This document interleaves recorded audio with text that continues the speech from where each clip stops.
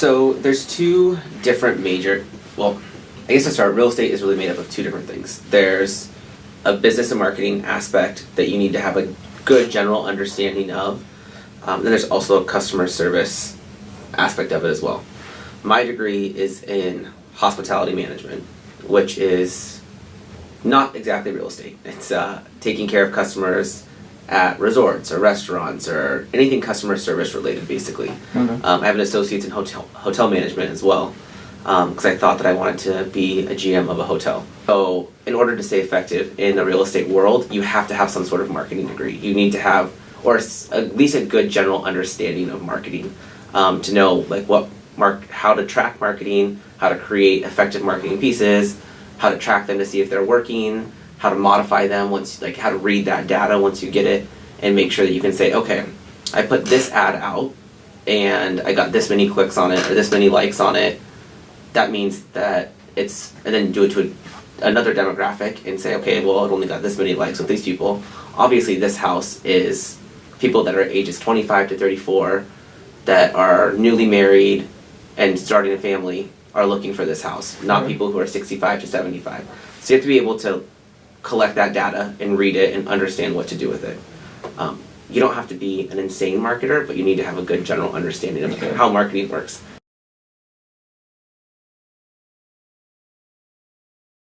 Then the other side is just customer service. Like, you have to be able to deal with people. You're just as much selling a house as you are a therapist. Yeah. You have to walk people through it, especially the first-time home buyers. You have to coach them and counsel them and tell them it's going to be okay, and tell them they're not going to lose their firstborn child. You really have to hold their hand because it's scary. Buying a house is a scary process. And for someone who's ever done it before, you are essentially a therapist. Okay. People who get divorced also buy and sell houses. You're also a therapist. You have to coach them through buying and selling a house when they're getting divorced. And it's usually buying or selling a home comes with a big life change. You've either accepted a new job and are moving somewhere, or you're expanding your family, you need a bigger house, you've got demoted, you have to sell your house, you're getting married, you gotta buy a house, you're getting divorced, you have to sell a house. So when you're dealing with clients, typically not only are they buying or selling a house, but they're also going through some sort of huge transition in their life.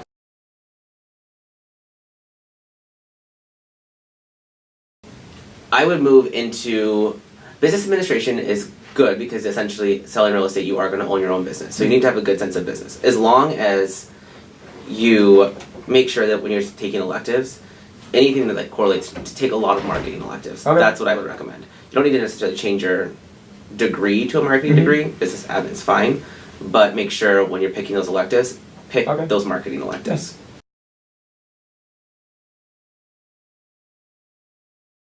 Yeah, Crystal's great. I mean, and you're at a resort. It's customer service based, so that's hospitality. So as long as two things that you need to focus on until you graduate are just building that, interacting with people. Interact with them as much as you can. Build your confidence in just like talking to strangers, because that's essentially what you have to do in real estate. You need to be able to like walk up to someone and say, "Hi, I'm Kayden." Relate to them like instantly. Yep, find something. I mean, the one thing that I learned with my hospitality degree is that you can find something in everybody to relate to. There's always one thing that you can relate to. It may be like the worst professor you've ever had and you absolutely can't stand their class, but somewhere, at some point in their life, something has happened that you can relate to enough to start a conversation. So just kind of focus on like picking those things out of people. Because you have to relate to all different types of people. And there are some realtors that will tell you that they only work with people that they like. Well, that's not really an effective business plan. Because there's really not that many people out there in the world that I like that are going to sell houses. So I have to learn to adapt to a lot of different types of personalities. So I think Crystal is an awesome place to start. I mean, it's customer service related. I've already talked to a ton of people. Yep, so I think that's an awesome place to be right now, and just focus on those marketing and business classes.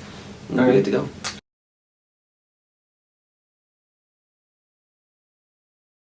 So what I would recommend is pay attention to those marketing classes.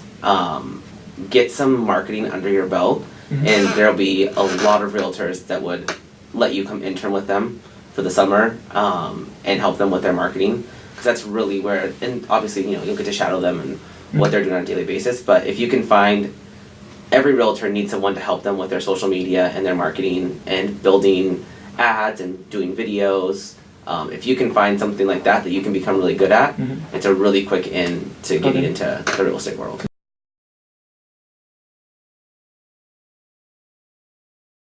Yeah, I think the best way into a real estate office is through a contact. So I can reach out to the Windermere office for you and see if there's somebody there that'd be willing to take on an intern. Okay. Yeah, but definitely that local office is a good place to start. Okay. And then, you know, the one thing about realtors is that there's so many different types of people. There's with different personalities. There's so many different types of realtors with different personalities. So you got to find one that you actually enjoy that person. Otherwise, you might hate the job because you're going to be doing what they want to do. Yeah. And how they do business. So you got to find someone that you can relate to. Yeah. And that will be like, this is how I do my business. That will make you kind of realize that, okay, I can take this, I can expand on this, I have ideas, I can do this. But there's been some realtors that I've met where if I had to sit in a room with them for an hour, I'd be like, I'm out. Really? Yeah. Okay. So just be cognizant of who you're interning for.